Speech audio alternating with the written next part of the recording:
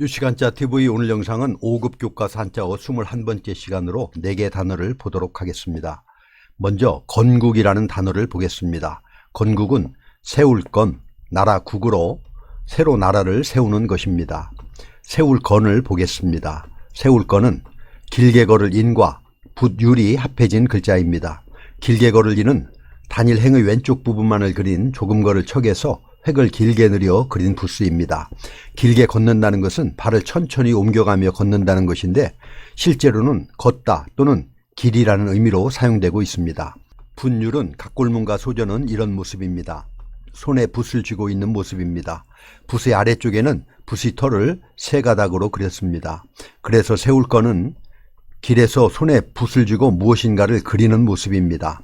아마도 길이 설계도나 아니면 세워질 건물의 설계도일 것입니다.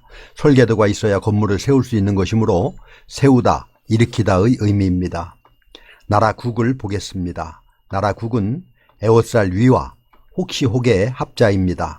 혹시혹은 창을 들고 성을 지키는 모습으로 원래 나라를 의미하는 글자였지만 혹시 모를 적의 침입을 대비한다는 의미가 확대되면서 혹시나 만약을 의미하게 되었습니다. 그래서 에워쌀 위를 더하여 나라를 뜻하는 나라국이 만들어지게 되었습니다. 그래서 건국은 세울 건, 나라국으로 새로 나라를 세우는 것입니다.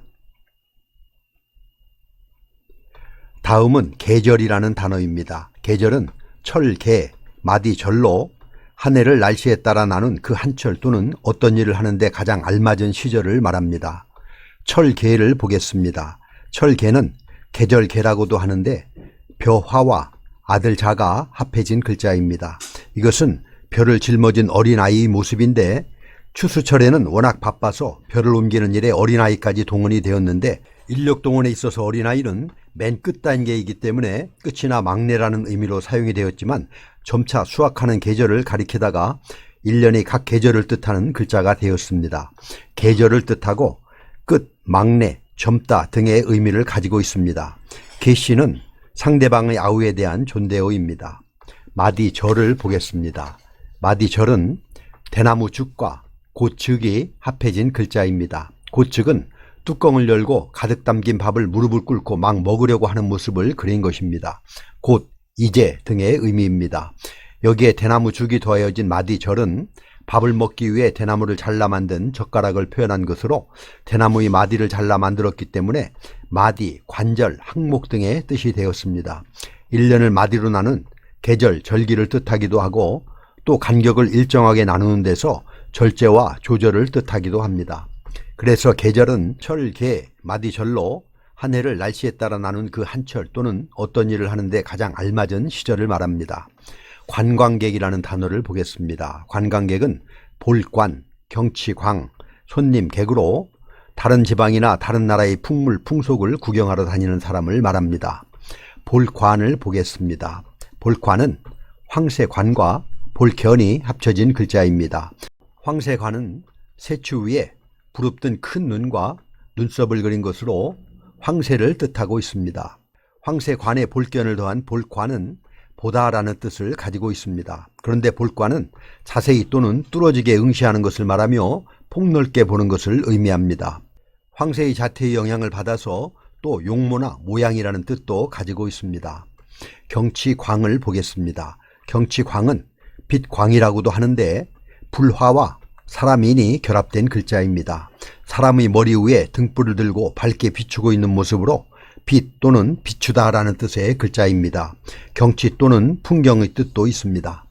손님 객을 보겠습니다. 손님 객은 진면과 각각 각이 합해진 글자입니다. 각각 각은 발을 뜻하는 뒤쳐져 올 치와 입구가 결합된 글자로 입구로 들어서는 발을 그렸습니다. 그래서 진면과 각각 각이 합해진 손님 객은 집에 누군가가 찾아오는 모양을 표현한 글자로 손님이나 나그네의 의미를 가진 글자입니다. 그래서 관광객은 볼관, 경치광, 손님 객으로 경치를 보고 즐기러 다니는 사람이라는 의미로 다른 지방이나 다른 나라의 풍물, 풍속을 구경하러 다니는 사람을 말합니다.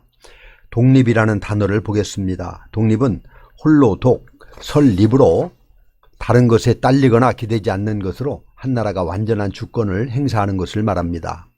홀로독을 보겠습니다. 홀로독은 개견과 음을 나타내는 나라 촉의 합자입니다. 개는 혼자 있기를 좋아하고 둘만 모여도 으르렁거리고 싸우기를 좋아하는 특성 때문에 만들어진 글자입니다. 홀로, 혼자, 오직 등의 의미입니다. 설립을 보겠습니다. 설립은 땅을 그린 한일자 위에 사람이 서 있는 큰 대자를 그려서 땅 위에 서 있는 사람의 모습을 표현했습니다. 서다, 세우다 등의 뜻이 있습니다. 그래서 독립은 홀로독, 설립으로 다른 것에 딸리거나 기대지 않는 것으로 한 나라가 완전한 주권을 행사하는 것을 말합니다.